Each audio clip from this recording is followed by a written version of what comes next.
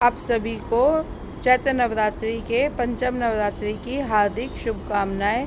माँ जगदम्बा आप सबका कल्याण करे।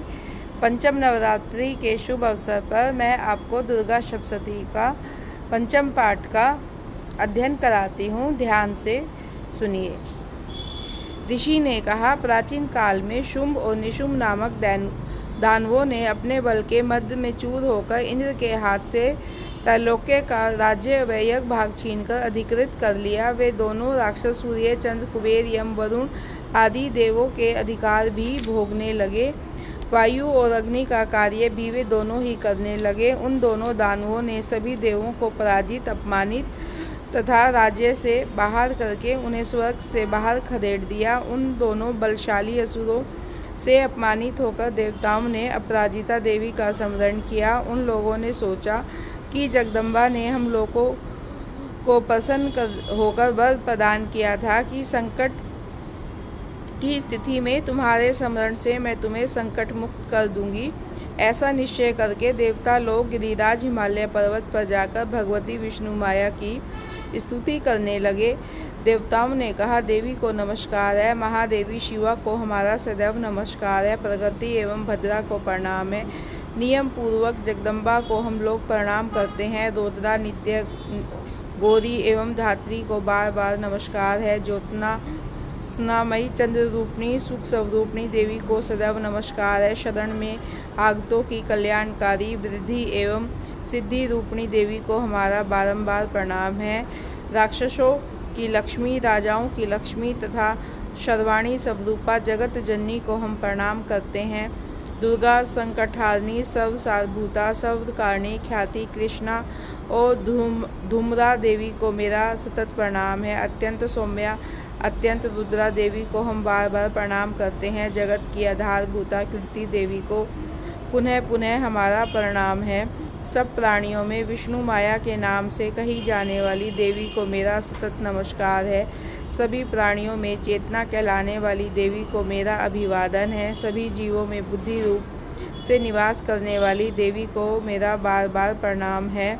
सभी प्राणियों में निद्रा रूप में स्थित देवी को मेरा प्रणाम है। समस्त जीवों में शुद्धाग्नि रूप से विद्यमान देवी को मेरा प्रणाम है। सभी जीवों में छाया रूप से स्थित, सभी प्राणियों में शांति रूप से स्थित, सभी जीवों में तृष्णा रूप से स्थित देवी को मेरा बार बार प्रणाम है। सभी जीवों में क्षमा रूप से विद्यमान देवी को मेरा पुनः बार बार प्रणाम है। जो देवी सभी जीवों में जाति रूप में स्थित, लज्जा रूप में स्थित तथा शांति रूप से स्थित है, उन देवी को मेरा बार बार प्रणाम है। सभी प्राणियों में श्रद्धा रूप से तथा कांति रूप से स्थित देवी को मेरा नमस्कार है। जो सभी जीवों में लक्ष्मी रूप तथा वृत्ति रूप से विद्यमान है, उन देवी को पुनः पुनः प्रणाम करता हूँ। सभी जीवों में स्मृति रूप से वर्तमान देवी को मेरा बार बार प्रणाम है।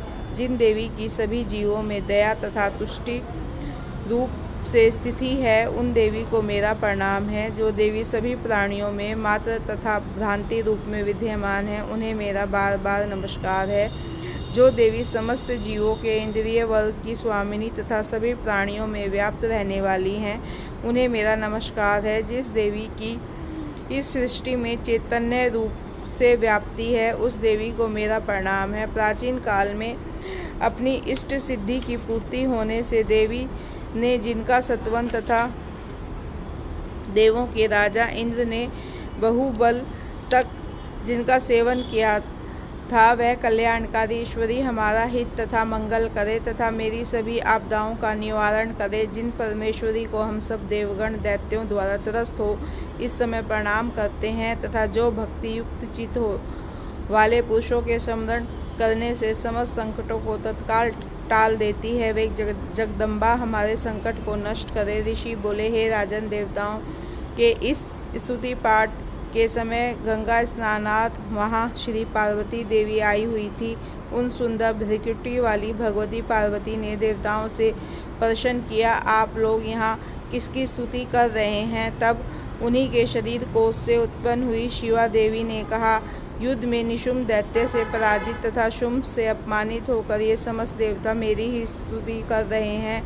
पार्वती जी के शरीर कोश से अंबिका देवी की उत्पत्ति हुई थी, इसलिए वे इस त्रैलोक्य में कौशिकी नाम से संबोधित की जाती हैं। कौशिकी की उत्पत्ति के बाद पार्वती देवी का शरीर काले रंग में परिवर्तित हो गया, अतः वे हिमालय पर रहने वाली कालिका देवी के नाम से प्रसिद्ध हुई।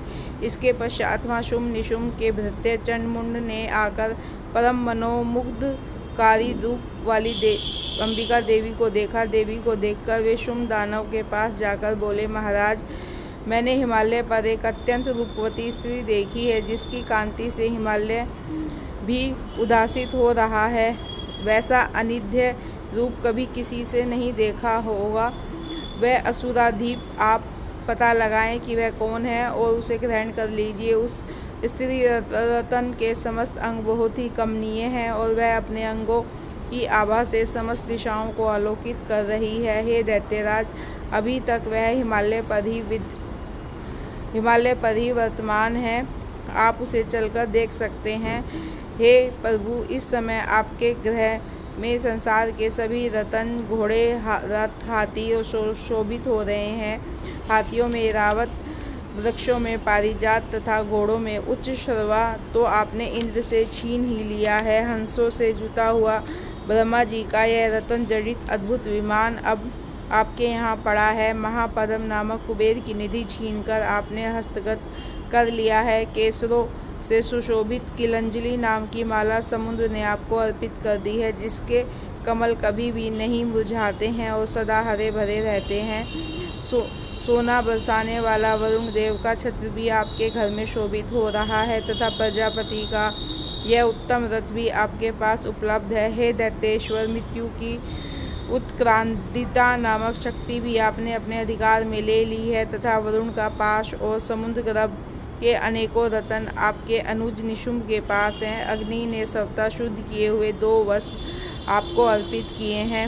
हे दैत्यराज, इस प्रकार आपने समस्त रत्नों का संग्रह कर लिया है, फिर यह स्त्रियों में रतनमयी देवी को आपने क्यों छोड़ रखा है? इसे भी आप अपने अधिकार में कर लीजिए। ऋषि ने कहा, चंडमुंड के मुख से ऐसी बातें सुनकर शुंभ ने अपने महादैत्य सुग्रीव को दूत बनाकर देवी के पास संदेश कहलाने के लिए भेजा। उस दैत्य से शुंभ ने कहा कि तुम उसे बातों में बहलाकर मेरे पास अतिशीघ्र लाने का प्रयत्न करना। वह दूत पर्वत के उस मनोरम भाग में गया जहाँ देवी विराजमान थी। उनसे उस दैत्य ने मधुर वाणी में कहना आरंभ किया। दूत ने कहा, हे देवी, इस समय दैत्यराज शुंभ ही इस त्रिभुवन के एकमात्र स्वामी हैं। मैं उनका दूत बनकर उनकी आज्ञा से तुम्हारे पास आया हूँ। उनकी आज्ञा का पालन देवता लोग सदैव निर्विरोध रूप से करते आए हैं। कोई भी उनकी आज्ञा टालने का दुस्साहस नहीं कर सकता है।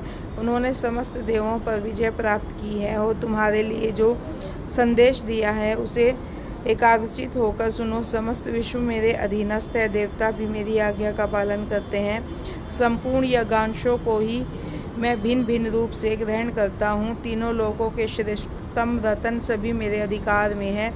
देवराज इंद्र का वाहन श्रेष्ठतम ऐरावत नाम का हाथी मेरे पास है।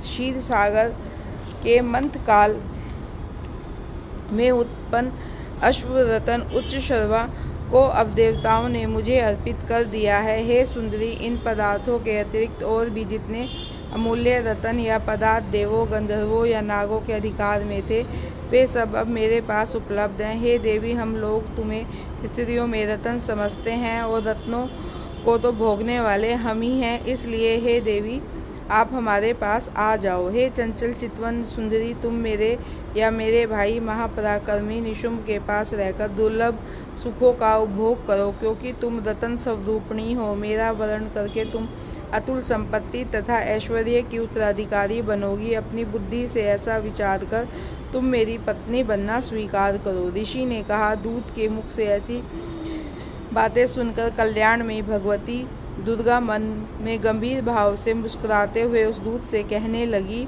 देवी ने उस दूत को संबोधित करते हुए कहा, हे दूत, तुमने जो बातें कही हैं वह बिल्कुल सच है, इसमें कुछ भी झूठ नहीं है। शुंभ तीनों लोगों का इस समय स्वामी और उसका भाई निशुम्भ भी उसी के समान पराक्रमशील है, किंतु इस विषय में मैंने पहले जो प्रतिज्ञा ठान ली है उसे मैं किस प्रकार तोड़ सकती हूँ। मैंने अपनी अज्ञानता के कारण जो प्रतिज्ञा कर रखी है उसे मैं तुम्हें सुनाती हूँ। मेरी प्रतिज्ञा है कि जो भी प्राणी मुझे समर में पराजित करेगा, जो मेरे अभिमान का खंडन करेगा तथा जो मेरे ही समान पराक्रमी तथा साहसी होगा, वही मेरा स्वामी बन सकेगा। इसलिए महादैत्य शुंभ या निशुम्भ स्वयं ही जब यहाँ आकर मुझे पराजित कर दें तो मेरा विवाह उनसे हो सकता है, इसमें विलंब करना उचित नहीं है। तब देवी से दूत ने कहा, हे देवी, तुम मेरे सामने ऐसी अभिमानपूर्ण बातें न करो। इस ब्रह्मांड में ऐसा कौन है जो शुंभ निशुम्भ के सामने खड़ा होने का साहस कर सके। अन्य निम्न कोटि के दैत्यों के सामने भी सारे देवता मिलकर युद्ध में पार नहीं जा सकते, फिर तुम अकेली स्त्री होकर क्या कर सकती हो। जिन शुंभ तथा निशुम्भ आदि पराक्रमी दैत्यों के आगे इंद्रादि देवता भी भय के कारण युद्ध विमुख हो गए हैं, उनके सामने तुम अकेली स्त्री होकर कैसे जा सकती हो। अतएव तुम मेरा ही कहना मानकर शुंभ निशुम्भ के पास चलो। ऐसा करने से तुम्हारी महता की रक्षा होगी, अन्यथा जब वे तुम्हारे केश पकड़कर बलपूर्वक घसीटते हुए तुम्हें ले जाएंगे, तब तुम्हें अपनी मर्यादा खो देनी पड़ेगी। दूत की बात सुनकर देवी ने उत्तर दिया, तुम्हारा कहना उचित ही है। शुंभ निशुम्भ निसंदेह बलवान और पराक्रमी दैत्य हैं, किंतु मैं क्या करूं। मैंने पहले बिना सोचे समझे ही ऐसी प्रतिज्ञा कर ली है, तो उसे कैसे भंग करूं। अतएव अब तुम वापस लौट जाओ और अपने स्वामी से मेरी कही हुई बातें आदरपूर्वक समझाकर कहना। उसके बाद वे जैसा उचित समझेंगे वैसा करेंगे। यह दुर्गा सप्तशती का 5वां अध्याय यहाँ पर समाप्त हुआ।